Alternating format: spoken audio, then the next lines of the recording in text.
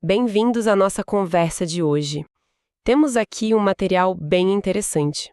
Um texto chamado Farisaísmo Moderno.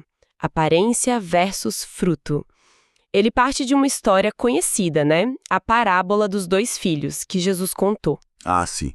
Aquela do filho que diz que vai, mas não vai, e o outro que diz não, mas acaba indo. Bem famosa. Isso. Só que o autor aqui, ele vai além, sabe? Ele usa essa parábola para falar de algo que chama de farisaísmo moderno. Que seria essa tensão, tipo assim, entre o que a gente diz e o que a gente realmente faz. Entre parecer e ser. Aparência versus fruto. Vamos mergulhar nisso? Vamos sim. E a sacada do texto é que Jesus não estaria só falando de obediência versus desobediência simples. Não. A leitura que ele propõe é que Jesus estava, na verdade, criticando um sistema religioso inteiro. Um sistema, assim, muito focado em medir as aparências, sabe? Entendi. Mais na forma do que no conteúdo. Exato. Valorizava mais a resposta certa, a palavra polida, do que a ação concreta. Preferia aquela harmonia de fachada mesmo que custasse a verdade. Meio que... agradar mais do que ser fiel ao que importava. E o texto traz isso para os nossos dias, né? De forma bem direta. Sim, ele faz um paralelo forte. Diz que na nossa cultura, muitas vezes, dar a resposta certa, aquele sim, senhora, bem comportado. Isso. Aquele sim que soa bem, que mantém a paz ali na instituição, sabe? Esse tipo de resposta pode acabar valendo mais do que a obediência real. E a pessoa fica bem na fita, né? Mesmo sem produzir o tal fruto real para a vinha do reino, como o texto fala. Exatamente. Essa é a sutileza do que ele chama de farisaísmo moderno. Não é algo óbvio e escancarado. Se esconde, então. Se esconde, sim, na aparência de espiritualidade, na resposta que todo mundo quer ouvir, naquela diplomacia que evita conflito, que não incomoda ninguém, mantém a máquina funcionando, a ordem. Mas, e aí vem o ponto crucial do texto. Não frutifica. Não frutifica. É uma casca bonita, mas oca por dentro, segundo essa análise. E o outro lado? O filho que começa dizendo não quero ou agora não posso. Como o texto vê essa figura? Imagino que para esse sistema de aparências, isso soe péssimo. Do ponto de vista humano, assim, superficial, é rebeldia, né?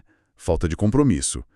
Mas a análise do texto vira essa lógica. Como? Se essa pessoa, ela repensa, se arrepende de verdade e age, mesmo sem alarde, sabe? Sem buscar aplauso, sem a bênção do sistema. É ela quem, no fim das contas, produz o fruto verdadeiro. É essa atitude que transforma vidas, que faz o reino avançar na prática, que multiplica discípulos. Fez o que Deus pediu, mesmo que a resposta inicial tenha sido torta, ou que tenha desagradado o sistema. Interessante.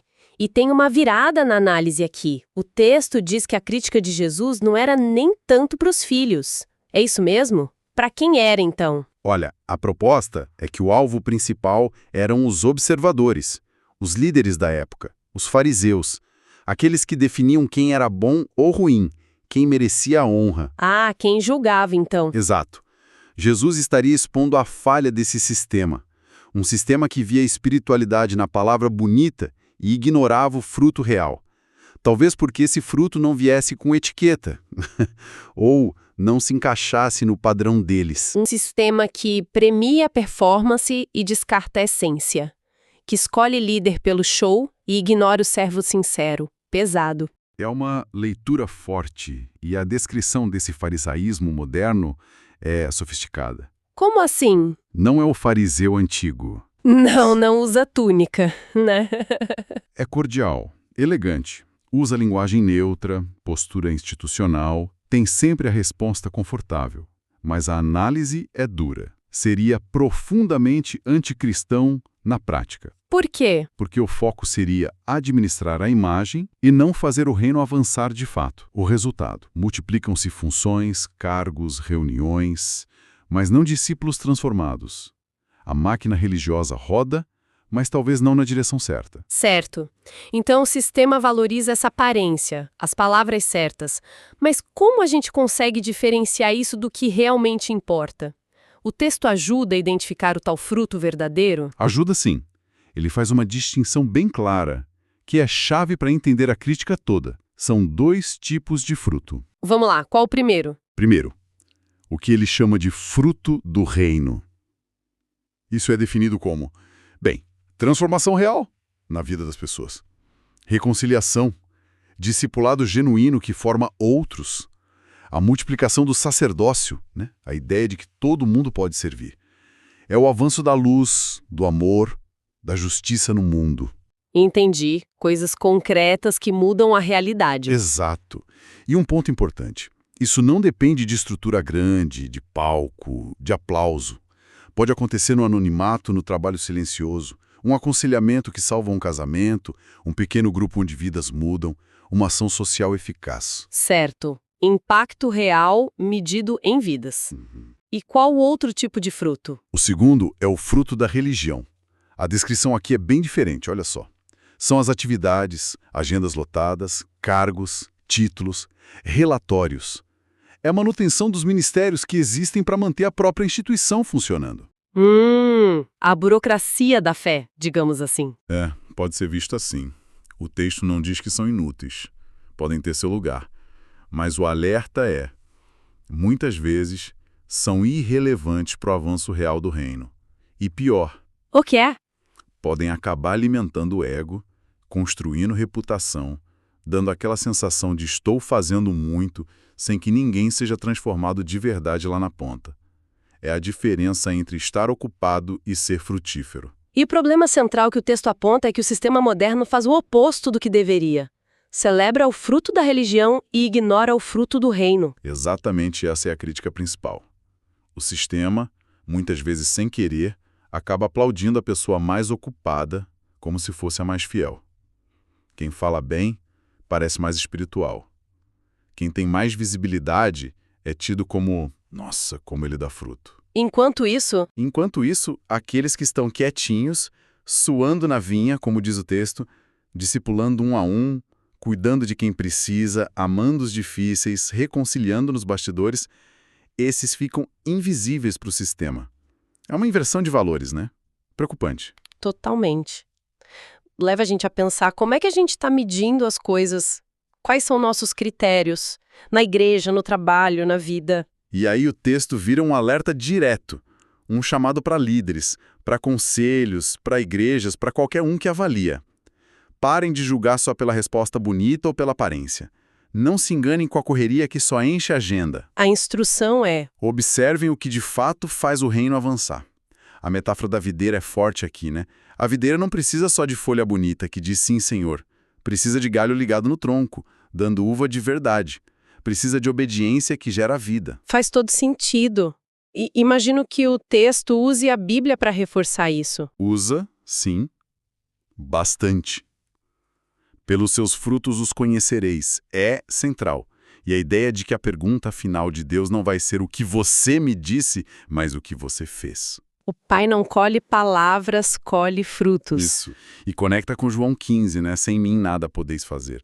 O fruto vem da conexão com Cristo, não da atividade religiosa ou da resposta ensaiada.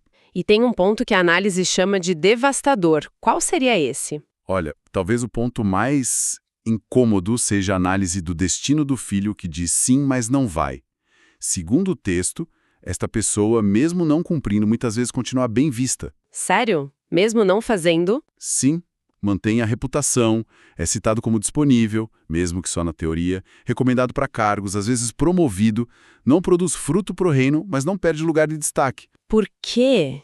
Isso é que é devastador. É devastador porque, para essa análise, isso mostra uma falha no sistema, um sistema viciado em ouvir a palavra certa, a resposta que agrada e que perdeu a capacidade ou interesse de ver o fruto real. Que contraste com o outro filho.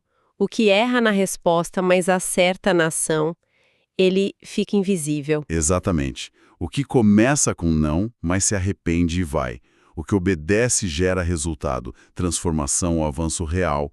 Esse muitas vezes fica fora do radar. Mas por quê? A razão apontada é forte. Os olhos de quem mede nesse sistema não estariam calibrados pelos critérios do céu, de Deus, Estariam treinados para ouvir o que soa bem aos ouvidos humanos, não para discernir o que gera vida espiritual de verdade. Cria um abismo, então. A aparência protege quem não produz e o fruto não garante reconhecimento. Exato, um abismo perigoso. E tem uma coisa sobre as desculpas do primeiro filho, né? Ele não só some. Sim, e essa parte é sutil e perigosa, segundo o texto. O filho que diz sim e não vai, raramente tem uma desculpa boba. Quase sempre são ótimas razões. Tipo, Justificativas nobres, agendas importantes, responsabilidades institucionais. Um atestado dourado para não estar na vinha, no trabalho pesado. É quase uma desculpa VIP, sabe? E todo mundo aceita. e a consequência disso é que ninguém cobra. Exato. Ele raramente é confrontado.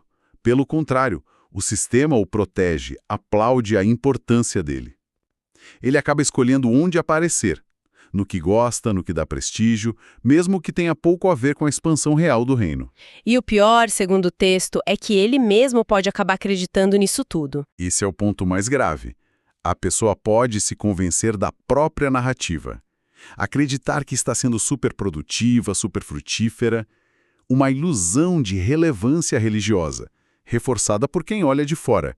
Fulano é muito importante, muito ocupado. Enquanto isso, quem tá lá no batente... Quem tá lá suando na vinha, no silêncio, invisível, sem desculpa, continua sem reconhecimento, sem a honra que talvez o fruto justificasse. Entendi. Então a mensagem principal é que Jesus estava tentando quebrar essa lógica toda, né? Exatamente. A análise conclui que Jesus confrontou essa lógica farisaica, tanto antiga quanto essa versão moderna. Ele estava restaurando o critério do céu. Quem está ligado nele dá fruto. E é por esse fruto, o fruto do reino, que a pessoa será conhecida por Deus. Não pela retórica, pela resposta certa ou pela aparência. E diante disso tudo, qual a conclusão prática? O texto só critica ou aponta um caminho para sair dessa? Não, ele não fica só na crítica. Ele se apresenta como um chamado, urgente. É firme, sim, bem direto. Mas o autor também vê como misericordioso. Uma chance de corrigir a rota. E deixa uns recados finais bem claros. Quais seriam? Primeiro, para quem se vê como o filho do sim que nunca foi. Ainda dá tempo de mudar. Mas o alerta é: o pai espera fruto agora, não só palavras. Certo. E para o outro? Aquele que talvez errou na fala, mas acertou na ação. Para quem disse não lá atrás, ou se sente inadequado, mas está lá obedecendo quieto, a mensagem é de encorajamento. Tipo, não desanime por ser invisível para o sistema. O céu vê. O pai recolhe seu fruto. Continue firme. E para quem está na posição de avaliar, de liderar? Para esses o recado é forte. Alinhem o olhar. Usem o critério de Deus. O critério dele sempre foi o fruto, não a resposta bonita, não a performance. E a conclusão final amarra tudo isso. O reino não avança por quem impressiona, mas por quem obedece. Não por quem fala bonito, mas por quem frutifica. Não por quem agrada o sistema, mas por quem faz a vinha avançar.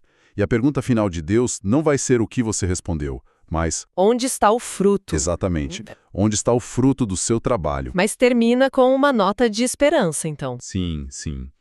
O autor espera que a análise funcione como juízo sobre as visões erradas, mas também como misericórdia, como um convite ao realinhamento. Ainda há tempo, mas não dá mais para viver de ilusão. É hora de medir como o pai mede. Isso tudo, claro, mexe com a gente, né? Fica uma pergunta no ar, acho, vinda desse material todo. Como é que nós, no nosso dia a dia, nos nossos espaços, podemos começar a ter um olhar mais atento para discernir esse fruto real, a transformação de verdade, sabe? Além da aparência, da resposta fácil, como aplicar esse critério do céu nas nossas próprias avaliações e principalmente no nosso jeito de viver? Algo para a gente pensar, né?